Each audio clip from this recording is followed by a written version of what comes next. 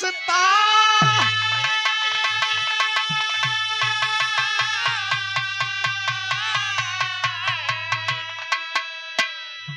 नारी नर्मदा रही महान, त जाके अनसुईया से बोली है मुस्कान।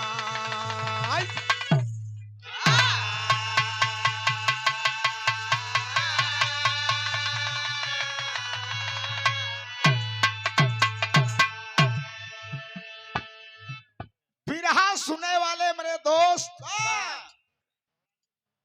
इंसान धरती से चला जाता है,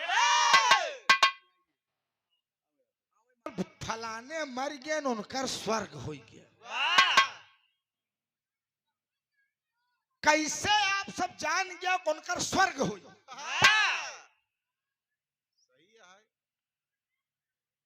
भाई क्यों स्वर्ग में तो पहुंचे नहीं ने, ऐसे अंदाज से आंकड़ा लगावत है कर्म के हिसाब से। मास्टर साहब, नर्मदा मानसूया की एक छोटी शिष्या है। एक दिन नर्मदा खा पी कर कुटिया में आराम कर रही है। उसके दिमाग में एक बात आती है कि लोग मरे के बाद स्वर्ग जाती नरक जाती नहीं मतलब नहीं निकलत, क्यों जीते जी स्वर्ग जाए और देख के आवे धरती बतावे फलाने भैया ऐसे स्वर्ग बा, तब तो ओकर मतलब क्यों स्वर्ग गवई नहीं जीते जो बतावे का स्वर्ग कैसे बा। मैं जीते जी स्वर्ग देखना चाहती हूँ। आई काम माई अनसुईया के सिवा दूसरा कोई नहीं कर सकता। इतने में माई अनसुईया आ गई। नर्मदा कहे माते प्रणाम। कर बेटी अभी तक तू सोई नहीं, क्या बात है? माँ मेरा एक सवाल है माँ, लोग मरने के बाद स्वर्ग जाते हैं उसका कोई मतलब नहीं निकलता माँ, क्यों जीते जी जाए स्वर्ग देख के आवे धरती बताओ स्वर्ग ऐसे बताओ कर मतलब बा। कहन बेटी तुम कहना क्या चाहती हो? माँ माँ मैं जीते जी स्वर्ग देखना चाहती हूँ, आप हमका स्वर्ग भेज दे माई। माई अनसुईया कहीं स्वर्ग कौनो खाला जी घर का जे कर्मन हो जाए देख के चला हो। माँ आपके लिए कुछ दुर्लभ नहीं है माँ। नर्मदा कहती है, एक लाइन गीत लगत मास्टर।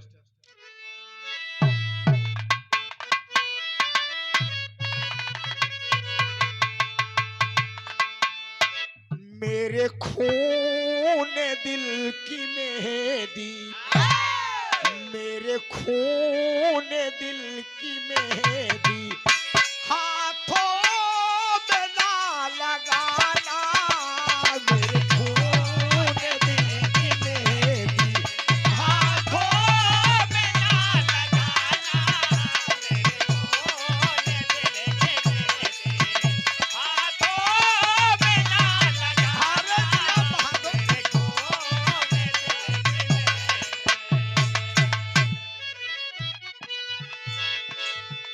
मेरा खून दिल की मेहंदी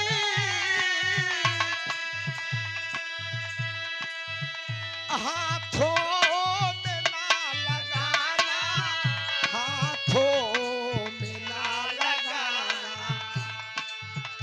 जब निकले मेरा जनाजा, जब निकले मेरा जनाजा सहनाइयाँ बजाना, जब निकले मेरा जनाजा सहनाइयाँ बजाना, जब निकले मेरा जनाजा सहनाइयाँ बजाना, जब निकले मेरा जनाजा।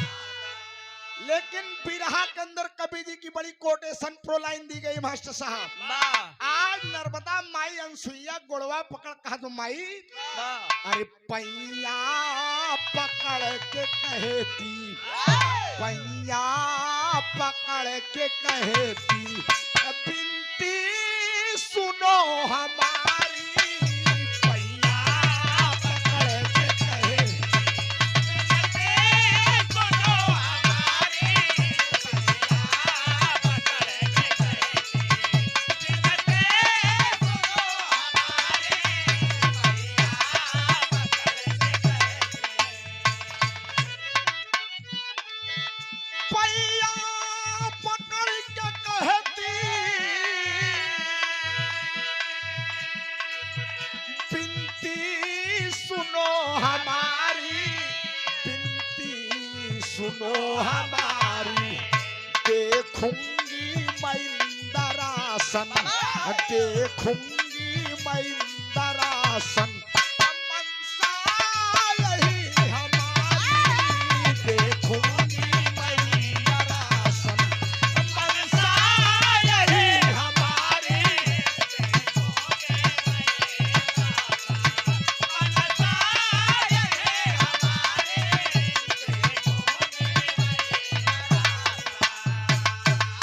आप भाव को समझते हुए समाज के सम्मानित परम आदरणीय परम श्रद्धेय श्री राम मूर्त यादव नेताजी रामपुर खुर्द की धरती से 100 रुपया पुरस्कार चरणों में प्रणाम है, नमन है, आशीर्वाद दे हम बच्चे अपनी कला में कामयाब रहे। ए बाबू माई अनसुईया नर्मदा कहने बिटिया तू स्वर्ग जीते जी देखे चाहत हो। अरे स्वर्ग भेजे के भेज दे लेकिन बहुत विधि विधान के खिलाफ काम हो जाएगा। नर्मदा कहा ए माई तू ब्रह्मा विष्णु शंकर जी 6 महीना का लड़किया बनाई दी हो विधि विधान खिलाफ रामाई। मैं जीता जी स्वर्ग देखना चाहती हूँ। स्वर्ग देख के आओ धरती पे लोगन को बताओ कि स्वर्ग ऐसे जब नर्मदा जिद्दी आएंगे तो माई नर्मदा बाबूजी माई अनसुईया कहीं बिटिया तोहका स्वर्ग भेजब तोहका स्वर्ग भेजब हम। तो मास्टर दद्दा राम आधार वाली अद्धी टेरी लगत बा।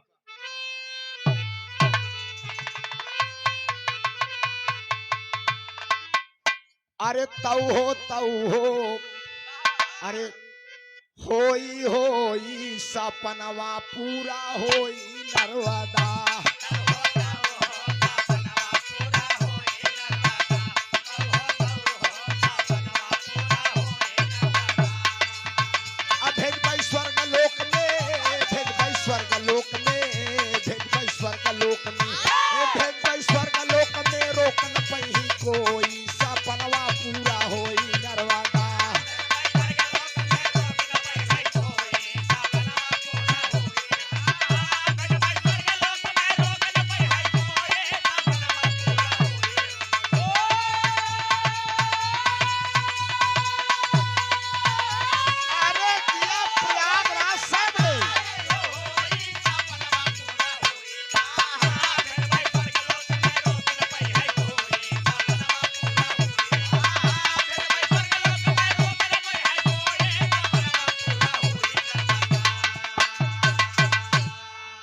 नर्मदा कहा ए माई तू हमका स्वर्ग भेजबू लेकिन धरती से स्वर्ग तक के रास्ता कहाँ बा।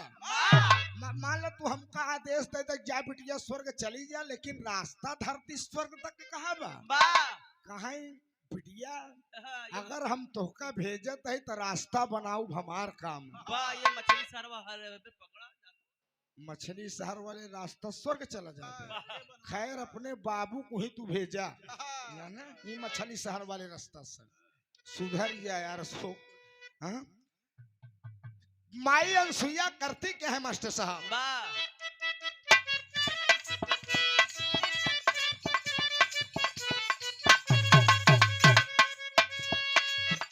अरे चरण कमल से अनसुईया के अद्भुत ज्योति अजब निकली।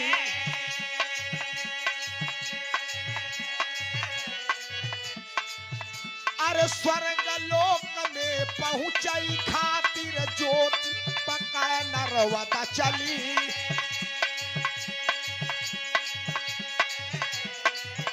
अरे स्वर्ग लोक जब पहुंच गई तब इंद्रासन देखई निकली।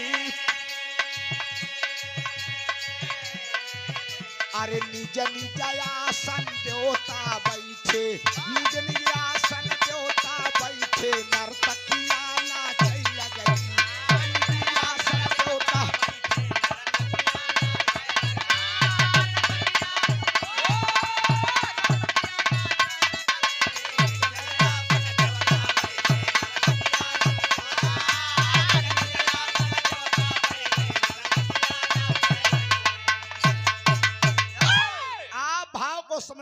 ब्रजेश कुमार यादव जी महेंद्रू की धरती से। महेंद्रू हम और प्रियंका माधुरी गाए ही ना मास्टर साहब। बड़ा प्यार दुलार मिला था दोस्त, 100 रुपया पुरस्कार। बहुत बहुत प्रणाम है, बहुत बहुत नमन है। गौर करेंगे बंधु, माई अनसुईया अपने पैर के दाहिने अंगूठे को जमीन में घिसती है। जब ऐसे माई अनसुईया घिसिन तो एक ज्योति प्रकट हुई।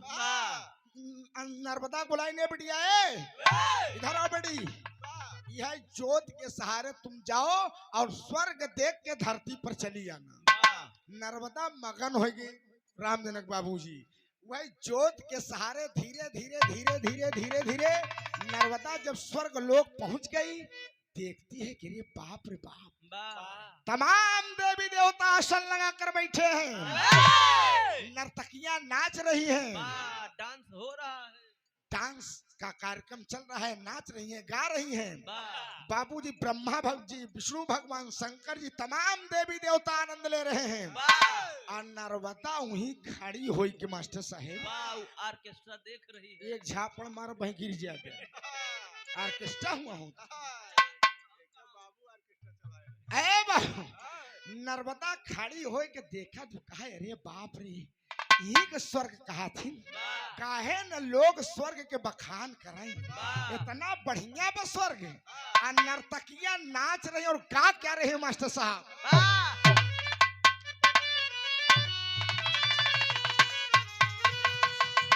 देखा बिरहा सुने वाले पंचो यह भोजपुरी। सुदामा गुरुजी एक गाना आए बा, हरियर पियर तू चाहे काला ले ई वाला ले। बताओ यह ससुर कोनो गाना ई वाला ले। लवंडिया लंदन से लाएंगे, रात भर डीजे बजाएंगे, यह गाना है। वाह, इनका ये मिलता ही नहीं है। काहे काहे कर दुकान खोले है का तू? एमा बाप पूत दोनों जने जमानत न होई, ई चक्कर में न पड़े। ए बाबू, एक तराजू पी वाला धैला, एक तराजू जोन हम गावत है एका धैले है। देखा नर्तकियां आज स्वर्ग में नाच रही है, गा रही है। नर्मदा खड़ी होई के स्वर्ग के अवलोकन करत बा। अरे बाप रे बाप, इतना बढ़िया है स्वर्ग। गावत बा कैसे मास्टर?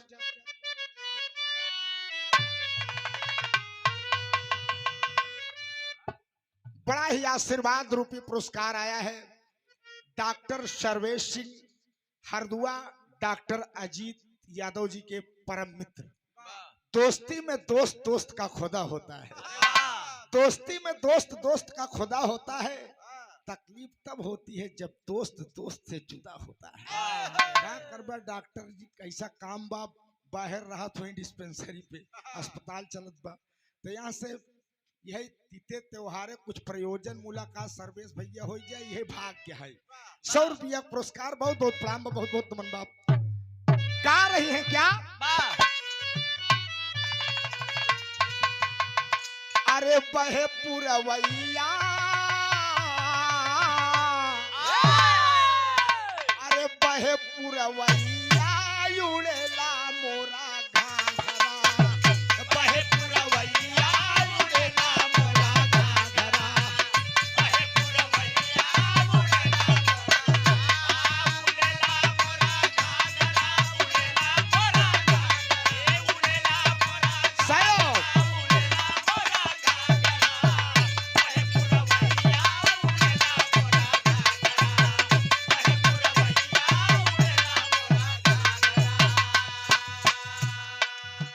बैरी पवनवा मदनवा जगाए, बैरी पवनवा मदनवा जगाए, बैरी पवनवा मदनवा जगाए। अरे बाजे बेदर्दी कननावा, हाय राम बाजे बेदर्दी कननावा, हाय राम बाजे बेदर्दी कननावा। अरे मुझे फुहार पड़े भीगला चुनरिया, मोरी भीगला चुनरिया। अरे मुझे फुहार पड़े भीगला चुनरिया, मोरी भीगला चुनरिया। अरे मुझे फुहार पड़े भीगला चुनरिया, मोरी भीगला चुनरिया। अरे मारे,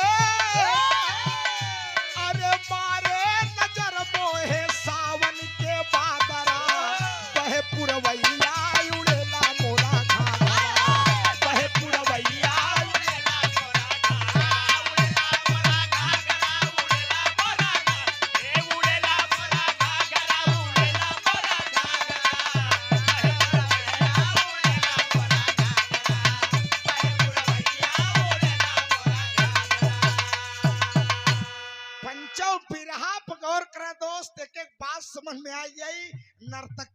इतने में नाच गाने का कार्यक्रम समाप्त होता है। वाह जब समाप्त होता है मास्टर साहब तो होत का बा, अरे नृत्य का जब ही हुआ समापन देव किए प्रस्थान, चकित नरवदा खड़ी रह गई, अरे मन में करत गुना न हो सपनवा पूरा हो नर्मदा, अरे तबले देवराज के पड़ गई सामनवा। ए बाबू, नाच गाने कार्यक्रम समाप्त हुआ। ब्रह्मा जी ब्रह्मलोक, वाह विष्णु भगवान क्षीर सागर, वाह भोलेनाथ कैलाश पर्वत, वाह तमाम देवी देवता अपने अपने लोक चले गए। वाह और नर्मदा वहीं खड़ी होई के स्वर्ग देखत हुए कि रे बाप स्वर्ग इतना बढ़िया बा। वाह इतने में देवराज इंद्र, देवताओं के राजा, स्वर्ग नगरी के मालिक देवराज इंद्र कहने यार एक लड़की आए कि स्वर्ग में खड़ी हुई, वाह ये लड़की चली देखी पूछी है कौन। देवराज इंद्र पहुंच गए, "ए लड़की तुम कौन हो, कहां से आए हो, कहां की रहने वाली हो?" नर्मदा देवराज इंद्र के गोड़वा पकड़ कहे, देवराज इंद्र देवताओं के राजा, मैं महासती अनसुईया की शिष्या हूं, मेरा नाम नर्मदा है। नर्मदा नर्मदा है तो तुम करने क्या आई हो यहाँ? देवराज, लोग मरने के बाद स्वर्ग आते जाते हैं, उसका कोई मतलब नहीं निकलता। हम जीते जी स्वर्ग देखे आई यही। देवराज इंद्र के गुस्सा लग गई कि रे बाप स्वर्ग नहीं, खाला जी ससुर घर होइगे, जे कर्मन हो या वही देख के चला जाए, भाग जाओ नालायक यहाँ से। अगर स्वर्ग देखना था तो अनसुईया स्वयं आ सकती थी, लड़की के अंदर कौन काबिलियत जो स्वर्ग देखे चली आए। क्रोध में देवराज इंद्र करते क्या, 2 लाइन राधे श्याम लगत मस्त।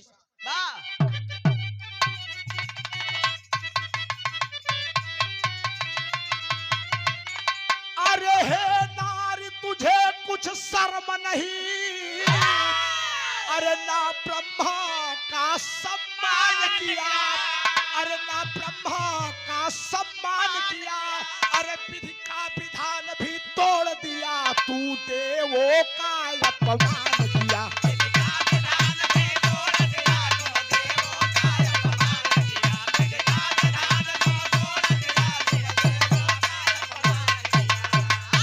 अरे चल भाग यहाँ से नालायक, ना तूने अच्छा काम किया, अरे ना तूने अच्छा काम किया, अरे चरणों की ठोकर दे करके नर्मदा कहे अपमान किया।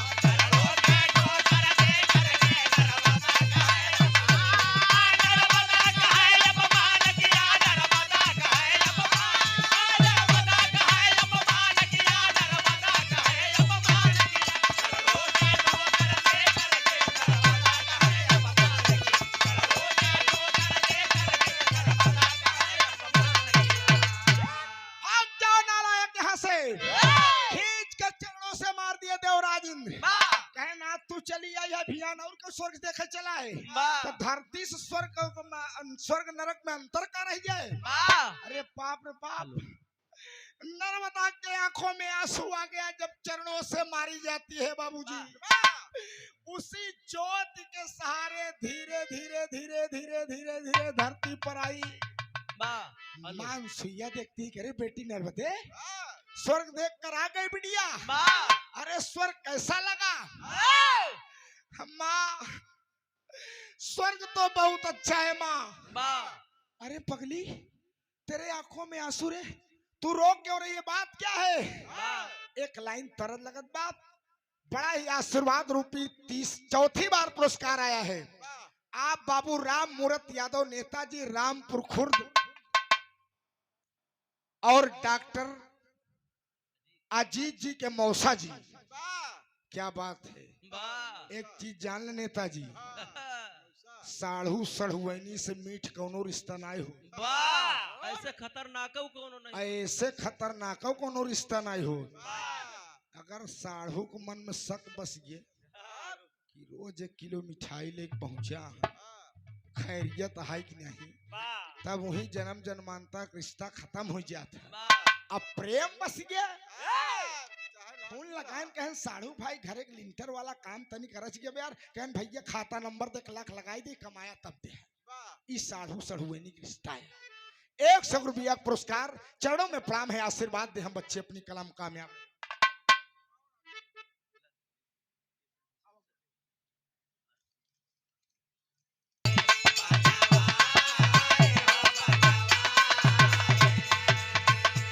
कबले ब्या सुधी हमारी, कबले ब्या सुधी हमारी, बनवारी हो बनवारी, बनवारी हो बनवारी, कबले ब्या सुधी हमारी, कबले ब्या सुधी हमारी, बनवारी हो बनवारी,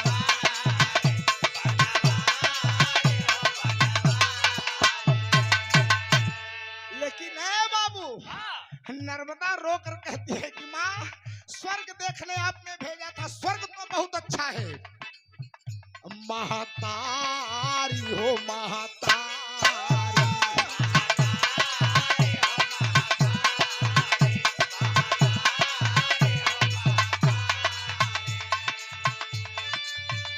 हमके इंद्र देह न दूतकारी, हमके इंद्र देह न दूतकारी, महतारी हो महतारी, महतारी हो महतारी। क्या कहा देवराज इंद्र ने? हमा मेरा सिर्फ इतना कसूर है कि आपने जीते जी स्वर्ग देखने भेज दिया था, देवराज इंद्र ने मुझे चरणों से मारकर भगा दिया। स्वर्ग नहीं खाला जी घर हो जब जीते चली आई, नाही कैले सम्मान बड़ा हो जाए अपमान, नाही कैले सम्मान बड़ा हो जाए अपमान, हमके चारण से दिहाले न मारी, महतारी हो महतारी, महतारी हो महतारी, हमके चारण से दिहाले न मारी, हमके चारण से दिहाले न मारी, महतारी हो महतारी। हर बार प्रयागराज इलाहाबाद से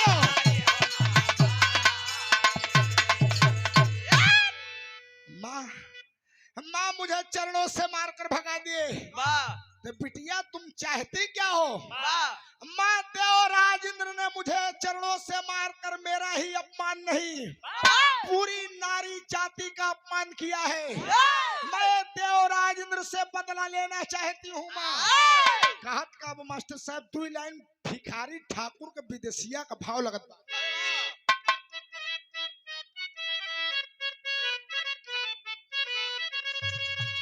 अरे बदला चुकावई खातिर सुना है मयरिया, हमके बतावा कुछ उपाय हो, हमके बतावा कुछ उपाय, ऐसी जुगुतिया तू हमके बताई दे, तू देवराज के दे हम झुका। ऐसी युक्ति बतावा माई कि हम देवराज इंद्र से बदला ले ली। माई अनसुईया कहने बिटिया नर्मदा देवराज इंद्र से बदला ले पर ठीक काम करे के पड़ी। नर्मदा कहे माँ एक काम नहीं मैं 1000 काम करने के लिए तैयार हूँ, लेकिन हमका बदला लेके बमाम करे का हुई। अनसुईया कहत कहिन अरे बदला चुकावई खातिर सुना मोर बिटिया, अरे पहले आपन करा तू विवाह हो, पहले आपन करा तू बिटिया अगर देवराज इंद्र से बदला ले तो पहले अपन विवाह कर। नर्मदा माई अनसुईया गोड़ पकड़ के रोए लागी, माँ बताओ मेरे साथ कौन विवाह करेगा माँ? मैं आपकी कुटिया में रहती हूँ, आपके चरण कमल की सेवा करती हूँ, 2 वक्त का निवाला मुझे आपकी कृपा से मिलता है, मुझसे कौन विवाह करेगा माँ? मैं इतनी अभागन हूँ माँ। नर्मदा की बात सुनकर अनसुईया कहती है, बेटी भगवान जो करता है अच्छा करता है, अल्लाह जो करता है अच्छा करता है, सब भगवान की कृपा है बेटी। नर्मदा रो कर कहती कि है मास्टर,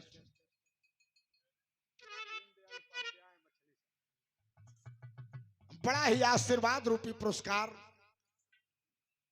बाबू दीनदयाल उपाध्याय जी मछली शहर की धरती से 100 रुपया का आशीर्वाद, चरणों में प्रणाम है, नमन है। आशीर्वाद दे कलाकार बेहतर नहीं होता, सुनने वाले बेहतर होते हैं दोस्त। नर्मदा कहती है, अरे भाला कौन है जो कि मानसिया मुझसे कौन विवाह करेगा? अरे भाला कौन है जो कि मुझ पे मरेगा? भाला कौन है जो कि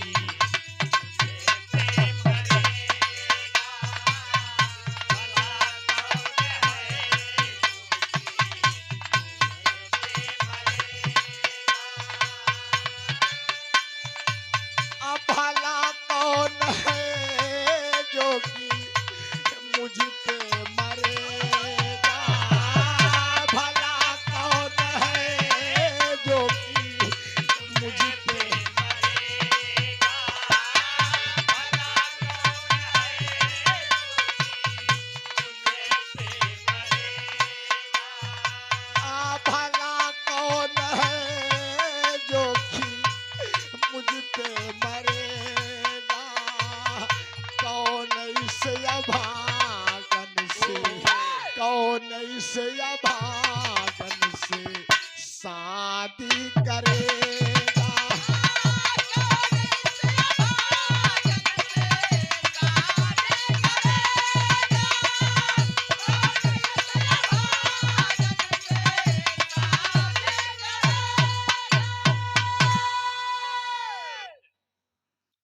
बड़ा ही आशीर्वाद रूपी पुरस्कार आया है परम आदरणीय परम श्रद्धेय श्री पिंटू यादव सनाब स्वर्गीय फौजदार यादव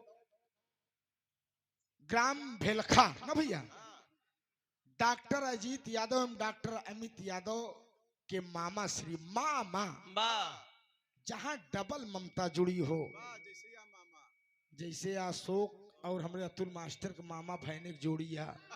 151 रुपया पुरस्कार, चरणों में प्रणाम है मामा जी, आशीर्वाद दे हम बच्चे अपनी कला में कामयाब रहे। अरे बाबू नर्मदा कहे हमसे के बिया करी माई, कहे बिटिया तुम खा पी कर कुटिया में सो जाओ।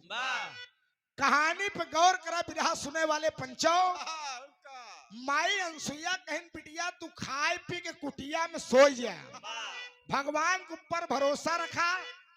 जब सोए के सवेरे कुटिया से बाहर उठ निकली, सबसे पहले जब कुटिया से बाहर निकली तो जे तोहका कुटिया के सामने भेटाई जाए वही के अपन पति मान लियो।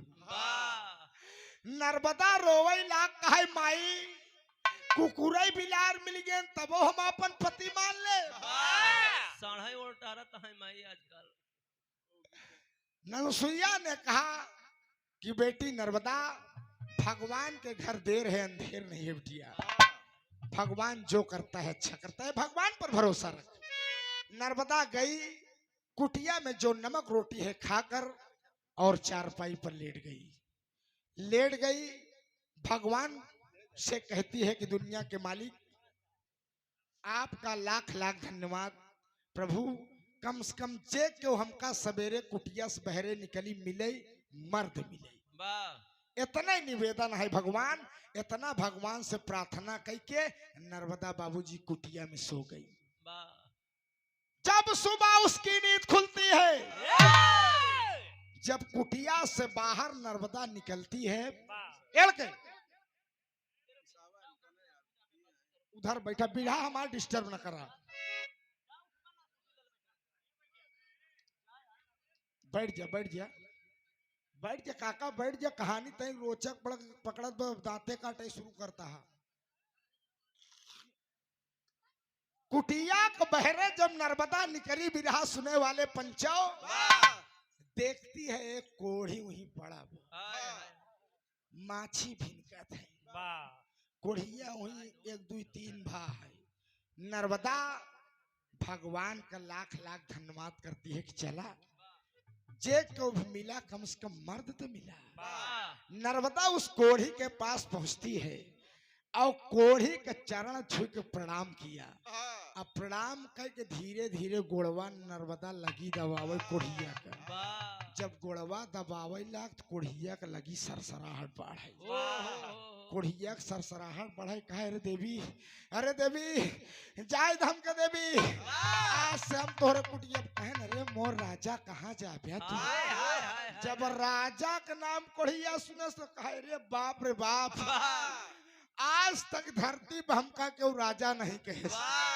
कहे देवी जाए तो कहे कहाँ जाबे मोर सैया? कोढ़िया कहा दादा राम आधार के प्रयागराज खाटी धुन लगा मास्टर।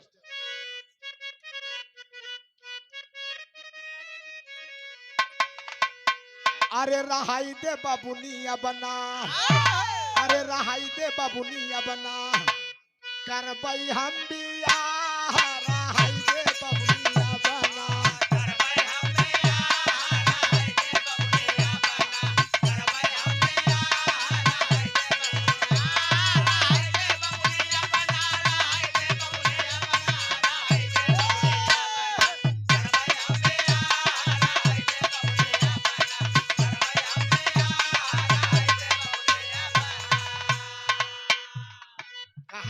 से बियाह करब। कोढ़िया कहे हमार शरीर का हर एक अंग गड़बड़ है, हमार हाथ पाँव पेट सब गड़बड़ बा, हम खुद ही खाए बड़े तरसत है, तू इतनी सुंदर शौकीन हमसे बियाह करबू? कोढ़ावा से काटी गईले सागार बादानी,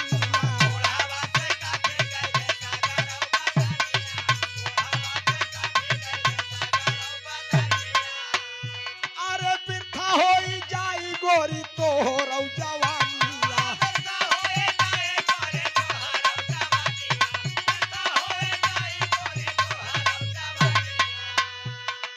बड़ा ही आशीर्वाद रूपी पुरस्कार आया है पूजनीय गुरुजी श्री सुदामा पाल गुरुजी के शिष्य बिरहा गायक कलाकार शेषन सरोज जी जौनपुर की धरती से सुंदर पुष्पहार सादर 100 रुपए का पुरस्कार।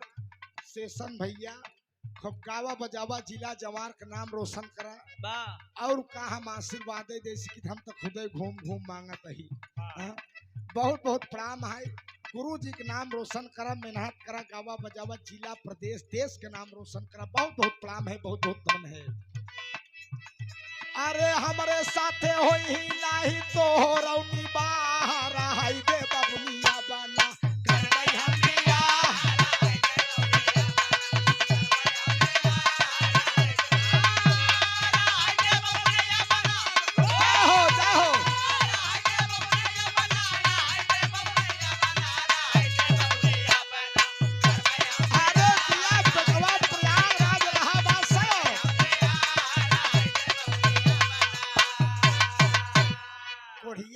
तू इतनी सुंदर हो, हाथ होना है दान देने के लिए, पाँव होता है तीरथ करने के लिए, पेट होता है प्रसाद ग्रहण करने के लिए, गला होता है तुलसी की माला पहनने के लिए, मुख होता है भजन करने के लिए। लेकिन देवी मेरे शरीर का एक भी अंग सकुशल मेरे पास नहीं है, तुम मुझसे विवाह करके अपनी जिंदगी बर्बाद करोगी? इतने माई अनसुईया आई गई, कहें बेटे क्या बात है, क्या बात है?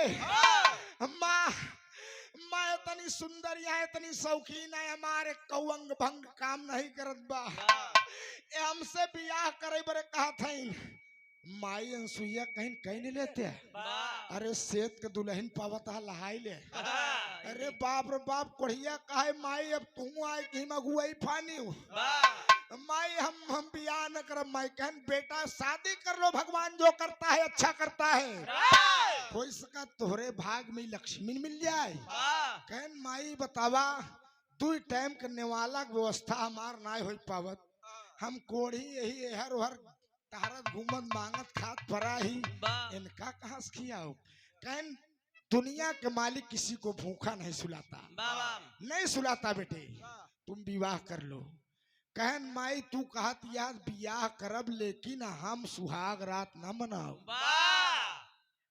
कहन काहे कहन माँ जब तक मिठाई किशोरी खीस नहीं आई जाई माई मार जाबे मैं सही हो जाबे तू अपन वाली सुहाग रात समझता है ए बाबू गौर करेंगे आप सब बंधु कहा माई मेरी अभिलाषा है मैं तीर्थ स्थलों का दर्शन करना चाहता हूँ नर्मदा कोढ़िया का माथा चूम लिया कि बा मेरे स्वामी कम से कम एक पति की खिदमत करने का मुझे मौका तो मिला वही माई अनसुईया कोढ़िया का और नर्मदा गंधर्व विवाह करा देती है अब बाबूजी कोढ़िया का नर्मदा गोदी में उठाए और तीर्थ स्थल के दर्शन करावे निकल पड़ी बिरहा सम्राट पूजनी गुरुजी उस्ताद हैदर अली गुरुजी के लाइन लगत मास्टर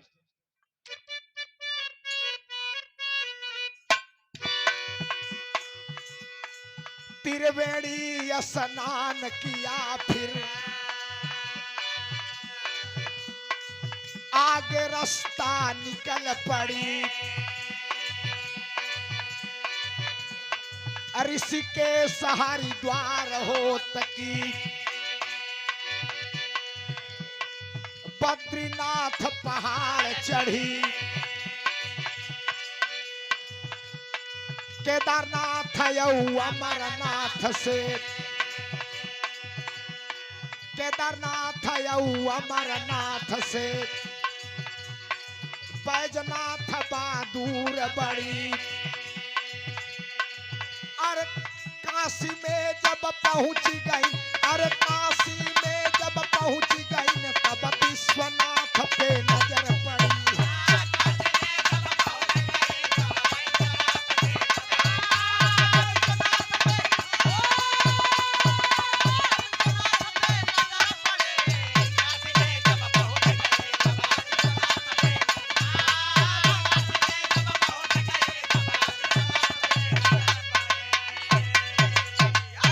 रामजीत यादव जी लालीपुर की धरती से 100 रुपया पुरस्कार चरणों में प्रणाम है नमन है भाव पर गवैया धरती बहुत हो ही दोस्त लेकिन क्यों हैदर अली जुगनू न हो पाई जान ले लोग कहा करते थे पूर्वज कि हैदर अली के गाना न प्रधानमंत्री के आना जितनी भीड़ रैली में होता उतनी भीड़ हैदर अली बिरहा में होत रही दोस्त ये पुराने इतिहास गवाह है लोग बताते हैं कि बिरहा में लोग पेशाब करे के मौका न पाए अपने जूतम पेशाब करे वो बिरहा रहा ये हमारे माटी की धरोहर है आज ऑर्केस्ट्रा होत बा लड़कियां यहिया तक कपड़ा पहन नाचत है बाप पूत आगे बैठ देखा था कि बहुत जमा है ऑर्केस्ट्रा जमा है मेरे दोस्त लेकिन ये बिरहा हमारी संस्कृति है हमारे बुजुर्गों की थाथी है तमाम तीर्थ स्थलों का दर्शन नर्मदा कोढ़ी को करा रही है केदारनाथ बद्रीनाथ अमरनाथ काशी विश्वनाथ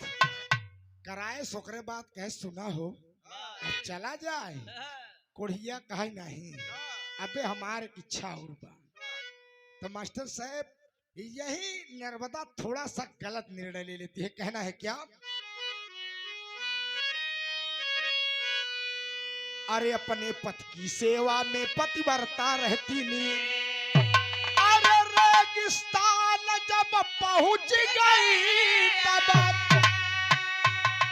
अरे दशा हो गई हीन हो सपनवा पूरा हो नर्मदा कहे कोढ़ी पानी बिन तड़पत बाबा दनावा बाबूजी पुष्कर क्षेत्र आज जहां राजस्थान है मास्टर साहब, कोढ़िया का है हमका पुष्कर क्षेत्र दिखावा। गर्मी का महीना है, चिलचिलाती धूप है, कोढ़ी पति को कोरा मले के बाबूजी पहुंच गए पुष्कर क्षेत्र। लू बह रही है, अब बाबूजी फूल के कण उसके शरीर पर पड़ते हैं, चौंक जाता है। बाबूजी गर्मी से प्यास से व्याकुल हो गया। कोढ़ी अपनी पत्नी नर्मदा से कहता है कि मेरी प्रिय नर्मदा, मुझे पानी पिला दो, नहीं मेरे प्राण निकल जाएंगे। नर्मदा नर्मदा कहे जब इतना दर्शन करा लिया तो का पानी भरे मरे दे, तू बैठा ना, एक छोटी सी झाड़ी है, छोटी सी छाया है। अपने कोढ़ी पति को बाबूजी छाया में बैठा कर और पानी की तलाश उस रेगिस्तान में करने लगी कि मेरे पति प्यासे हैं। और इधर तीनों देवियां, लक्ष्मी, ब्रह्मानी माई पार्वती, कहीं न रे बाप रे बाप, ई नर्मदा के तनी बड़ी सती हो गई है, ई कोढ़ी कलंदर के लिए दर्शन करावती है। हाँ चलिए एक परीक्षा लीन जाएगी, सही सती है कि ऐसे झूठे नाम लिखा है। तीनों देवियां अपना रूप बदल लिया मास्टर साहेब। अब बदल के एक सुंदर कुटिया बना के एक खड़ा जल ले कोई रेगिस्तान के कोने में बैठ गई मास्टर। और नर्मदा पानी हेरत हेरत देखे कहे सरे बाप रे बाप, पानी कहीं नहीं मिलत बा। एक कुटिया दिखाई दे रही है, उस कुटिया में जरूर कोई रहता होगा, मेरे पति को पीने के लिए पानी मिल जाएगा। हिया उस्ताद का लाइन लगत मास्टर, तरज का लाइन बाप।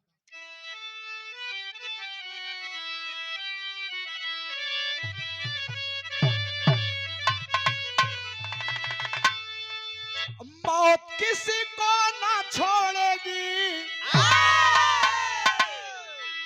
नेताजी, मौत किसी को ना छोड़ेगी, राजा हो या रानी, ये तेरा जीवन बहता पानी, ये तेरा जीवन बहता पानी, ये तेरा जीवन बहता पानी। मौत किसी को ना छोड़ेगी, मौत किसी को ना छोड़ेगी, राजा हो या रानी,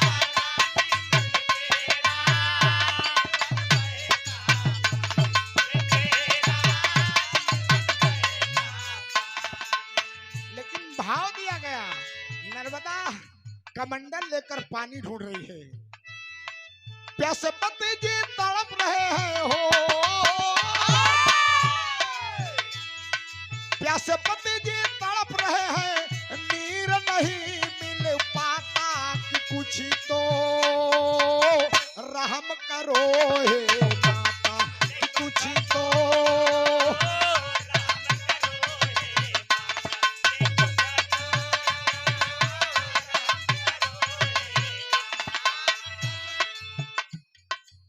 पहुंचती है कुटिया के पास।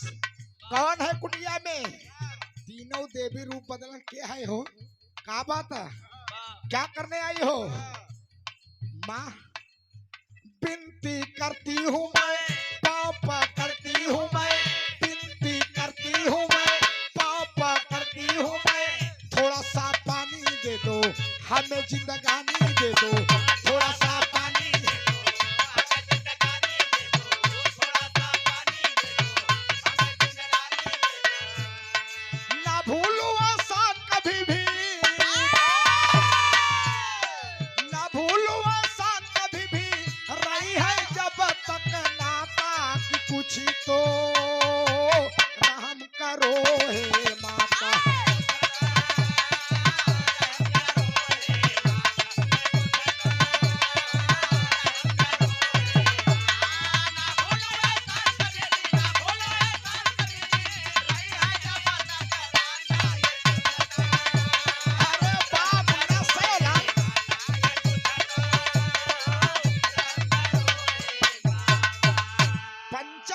कहानी समझा, छोटी सी कहानी बची है और गौर करेंगे आप सब।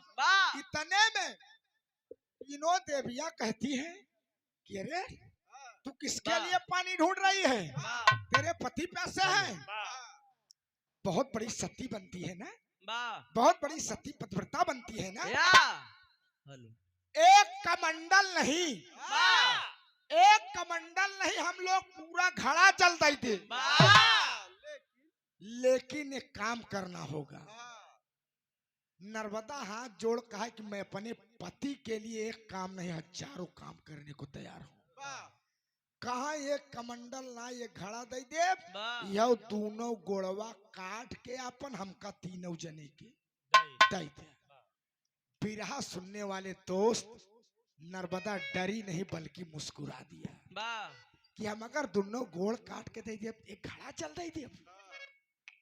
नर्मदा कहती क्या है मास्टर? पापड़ के भाव भाव। फिर वही समाज के बड़े ही सम्मानित व्यक्ति, समाज सेवक श्री बाबू राम मूर्त यादव, नेताजी रामपुर खुर्द की धरती से इस बिरहा के भाव पर 100 रुपया का आशीर्वाद, चरणों में प्रणाम है, नमन है, आशीर्वाद दे हम बच्चे अपनी कलम कामयाब रहे मास्टर साहब। नर्मदा कहती क्या है? अरे पति के बदले में बहनी तू मंगलुआ चरणवा हो, अरे पति के बदले में बहनी तू मंगलुआ चरणवा हो, अरे सचमुच में मांगा देवी दई दे आज परनवा हो।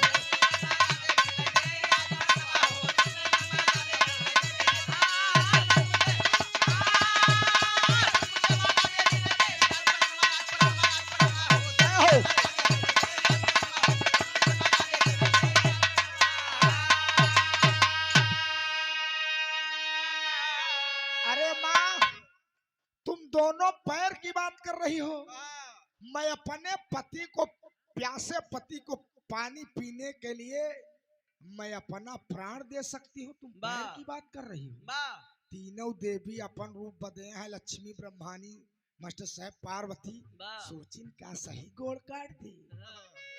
कहा लो कटारी काट कर दो, एक कमंडल नहीं एक घड़ा जल दे दूंगी। वाह अरे हाथ कटारी उठा लिया है, अरे तनिक देर ना लाई, अरे दोनों पैर को काट दिया तब, अरे दर्द से ना चिल्लाई, अरे नभ से देवता देख रहे हैं चढ़ चढ़ के भी मनवा हो, अरे नभ से देवता देख रहे हैं चढ़ चढ़ के भी मनवा हो, अरे परसैला का देव लोक से दिखाया सुमनवा हो।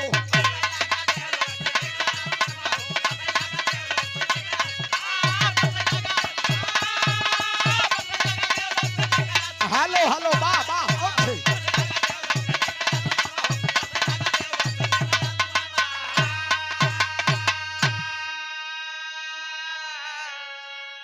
बिरहा सुने वाले मेरे दोस्त, जब नर्मदा दोनों पैर काट देती है, खूनों की धारा बहने लगी, वाह तीनों देवियां आवाज, एक घड़ा जल देती है। वाह दोनों पैर कटा है, खूनों की धारा बह रही है। नर्मदा अपने हाथों से घड़ा दबाकर खिसकते चली जा रही है। बाहर पतिव्रता स्त्री नारी, वाह देवी देवताओं का आसन डगमगाने लगा। वाह जो देवराज इंद्र चरणों की ठोकर मारकर भगा दिए थे, स्वर्ग देखने गई थी, आज देवलोक से फूलों की वर्षा करने लगे। वाह देवराज इंद्र से रहा न गया बाबूजी, धरती पर आ जाते हैं। वाह नर्मदा घिसकते चली जा रही है और देवराज इंद्र हाथ जोड़कर नर्मदा के सामने खड़े हो गए कि नर्मदा, वाह मैं नहीं जानता था कि तू इतनी बड़ी सती पतिव्रता स्त्री है। वाह मैंने तुम्हें चरणों से मारकर स्वर्ग से भगाया, मुझे क्षमा कर दो नर्मदे। नर्मदा कहती है कि देवराज, अगर आप ऐसा ना किए होते तो आज फूलों की वर्षा मेरे ऊपर न होती। मेरे पति प्यासे हैं, मुझे जाने दो। देवराज मेरे साथ हाथ जोड़कर लगे हैं कि नर्मदे मुझे क्षमा कर दो देवी, पतिव्रता स्त्री हो, क्षमा कर दो। नर्मदा भगवान की माया देखिए, जिस रास्ते से जा रही, होता क्या है मास्टर साहब,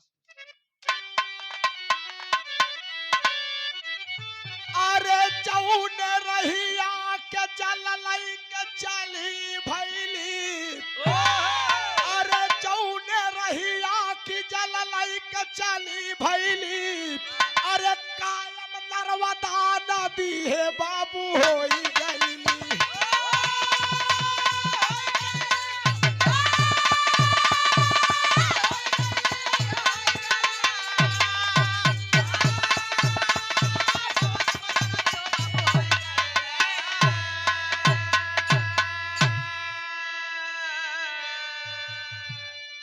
मेरे दोस्त मेरे देवता मेरे भगवान वाह जिस रास्ते से नर्मदा खिसकते चली जा रही है चल वाह। लेकर एक नदी की उत्पत्ति होती है उस नर्मदा के नाम से उस नदी का नाम नर्मदा नदी पड़ता है वाह और देवराज इंद्र कहते हैं मुझे क्षमा कर दो जो मांगना चाहती हो मांग लो वाह आप समाज के सम्मानित व्यक्ति बाबू राम मूर्त यादव नेताजी रामपुर खुर्द की धरती से बिरहा के भाव पर 100 रुपए का पुनः पुरस्कार आप दीर्घायु हो बाबू हमारा उम्र लेके जिया चरणों में प्रणाम है अरे बाबू देवराज इंद्र कहते हैं कि नर्मदे मुझे क्षमा कर दो क्या चाहती हो तब नर्मदा विवश होकर कहती है कि देवराज अगर देना चाहते हो तो हमारे पति के कोढ़ सब ठीक कर दे देवराज इंद्र ने आशीर्वाद दिया कि चाहो ऐसा ही होगा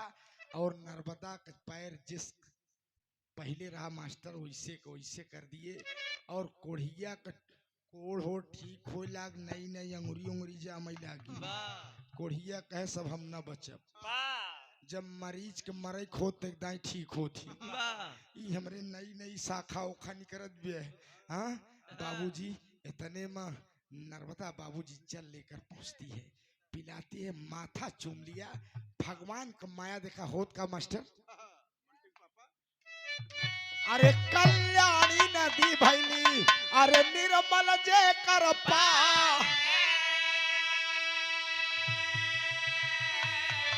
अरे सती नर्मदा के बाबू अमर भाई कहानी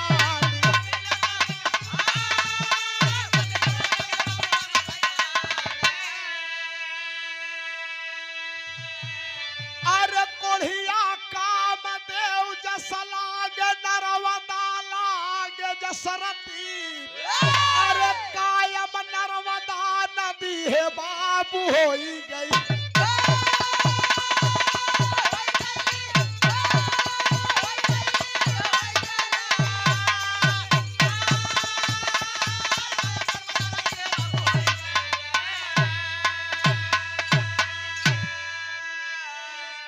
मेरे दोस्त आज उसी नर्मदा के नाम से नर्मदा नदी की उत्पत्ति हुई जिसकी पूजा अर्चना हम आप करते हैं ऐसी ऐसी सतियां मेरे धरती पर हुई मेरे दोस्त अगर स्त्रियों के लिए पति से बड़ा कोई देवता नहीं है आप सब अगर देवी मनबे तभी देवता मनी वाह नहीं दारू पी गया गया क्या बनाई हो क्या बनाई हो जब आलू टमाटर लाइन जाबत का कटहरे कोवा खा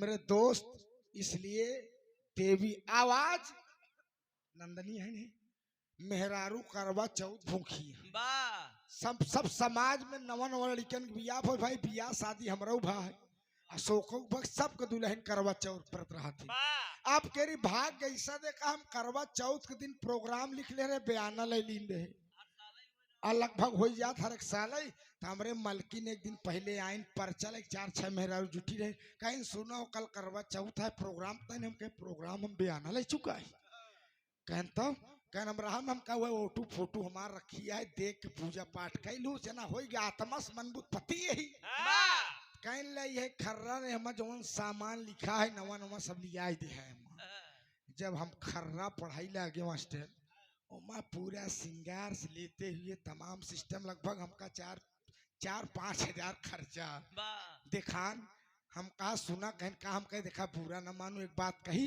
और मेहरारू बैठना कहा कहे बुरा माना भी त्योहार आटे तोहका लोग बड़े भूखी रात हम कहा अच्छा हम कहा यार हेमा सब सामान नवा है केवल मन से हुए ससुर पुरान बाय हम कहा सुना जात है बिरहा गावे पूजा पाठ कैलू आत्मा से मनबू तो हम भगवान यही न हमारे गए के बाद इज्जत मर्यादा कर तब कौनो सतीत्व ना हो। मेरे दोस्त यह स्त्री के धर्म जे खरे पर्दा पानी मान मर्यादा इज्जत आबरू बचाए के रखे वही पतिव्रता स्त्री नारी है। नहीं मन मोर महुआ अब अशोक तुहार गुंडई दुल्हनिया के दम पे बा। ये राजा भैया के पड़ोसी है प्रतापगढ़ से, ये आई यहाँ अब दुल्हनिया चाहे जवन कर लेकिन इज्जत अगर मर्यादा वही खाते मास्टर साहब मोछा वही खाते बा। यहाँ से मान सम्मान अशोक बरकरार रहा। बात एक लिए खाली तू डरा भाई, हम नहीं डराई तार बतावत है अशोक, हम एक नहीं डराते बतावत है कि अगर स्त्री चाहे घर बना रहा है स्त्री चाहे बिगाड़ दे। मेरे दोस्त ऐसी ऐसी सतियां हुई, सती अनसुईया, सती सावित्री, सती नर्मदा, सती हुबराजी। ये सती हुबराजी कहाँ कहीं अपने भूले पूरा फूल कहीं बगलिए एक झापड़ मार जे बस सही हो जाए। एक कहा था सती हुबराजी अपने भूले पूरा फूलपुर कहीं पगलौई तोरे बाबू पुराण में बा का होश हो जा। इस हमार बिरहा समाप्त बा। आज कहना है स्वर्ग में आसन लाए गुरुवर मुन्नी लाल पन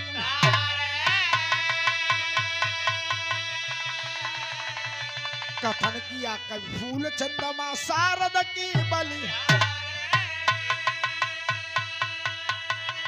अरे सपनवा पूरा होई नर्मदा, अरे इलाहाबाद अभयपुर राकेश के भवनवा सपनवा पूरा होई नर्मदा।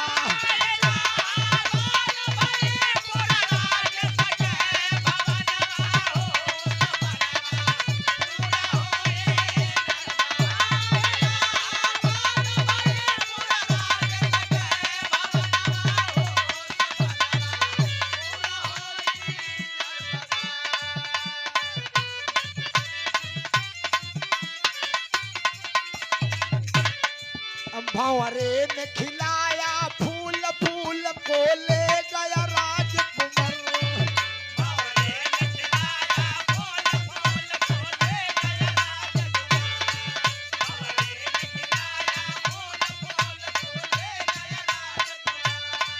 भंवरे तू कहना न फूल फूल मेरे दिल से गया उतर।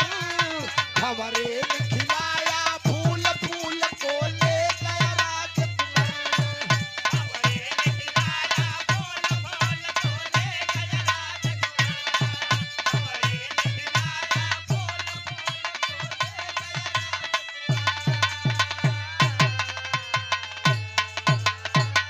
बहुत बहुत धन्यवाद। बहुत